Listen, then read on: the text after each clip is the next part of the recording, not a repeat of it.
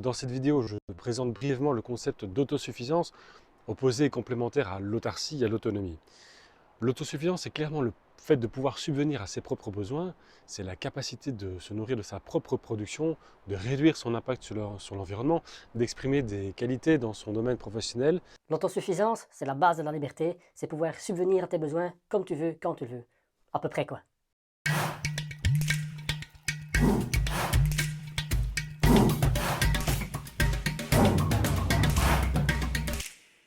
En valeur absolue, c'est-à-dire détachée de toute contrainte, l'autosuffisance, c'est une équation qui est égale à elle-même. Ça veut rien dire son truc. Ce qu'il essaye d'expliquer n'importe comment, c'est que d'une part, tu fais en sorte d'essayer d'être à l'équilibre dans tous les domaines. Par exemple, la production énergétique, tes besoins en eau, tes besoins en nourriture et tout ça. Et d'autre part, que la somme de tes intrants soit équivalente à la somme de tes sortants. Alors moi, j'ai rien pigé, quoi. Ben, en gros, tu t'isoles pas du monde extérieur, tu vas y chercher, épuiser les ressources dont il te manque, enfin qui te manquent, tout en essayant qu'il t'en manque le moins possible. Mais bon, tout le monde n'a pas la possibilité de produire ses propres planches de bois et ses cuves à eau, quoi. Hein. Alors oui, certes, ça a ses limites, mais c'est la capacité d'être pleinement satisfait de ce qu'on fait et de ce qu'on a, tout en réduisant nettement sa boulimie en biens de consommation. En ça, on peut se rapprocher du mouvement de la décroissance, vivre avec moins pour vivre mieux et surtout pour atteindre des objectifs de vie sobres en objets inutiles. Mais ça peut être aussi une façon de limiter ses déplacements vacanciers ou de les organiser autrement, en van, à vélo, etc.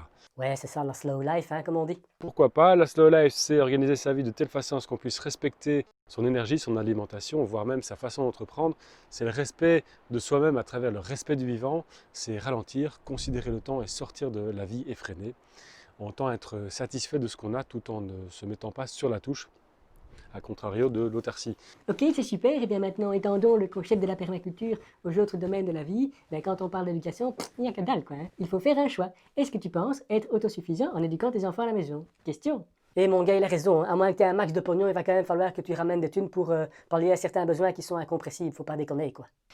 Bon, quand vous considérez les autres domaines qui pourraient être liés à l'autosuffisance, si on pousse un peu le concept, vous n'aurez peut-être pas le temps nécessaire pour vous occuper de votre potager en plus de l'éducation de vos enfants. En tout cas, pas de manière à ne plus aller au magasin. Est-ce que vous êtes autosuffisant en médicaments? Ok, une bonne connaissance en plantes médicinales et en autres huiles essentielles ou d'autres pratiques de la médecine alternative peuvent amplement prévenir, voire parfois combler la médecine allopathique, mais lorsque vous aurez une jambe cassée ou un AVC, l'hôpital du coin vous fera quand même sérieusement de l'œil. C'est pas tellement que c'est pas possible, c'est qu'il faut toujours faire une espèce de jeu, de vase communicant entre ce qu'il est possible de faire et les concessions qu'il faut pratiquer pour arriver à cette espèce d'autosuffisance, et on ne peut pas tout faire en même temps. À moins d'être en communauté organisée, vous ne pourrez jamais qu'effleurer une véritable autosuffisance, ou bien vous parlez alors d'autosuffisance en légumes, en fruits, en œufs, en eau, etc. Malgré tout, je vous invite à vous interroger sur vos objectifs de design, mais sachez qu'aucune société n'a jamais atteint l'autosuffisance et encore moins l'autarcie. Les échanges à petite et à large échelle sont le cœur même de notre sociabilité et par corollaire de notre économie. En gros, l'idée de la permaculture fait largement écho à ce type de concept, mais elle reste quand même incomplète si on ne parle pas d'autonomie, ce qui est le chapitre suivant.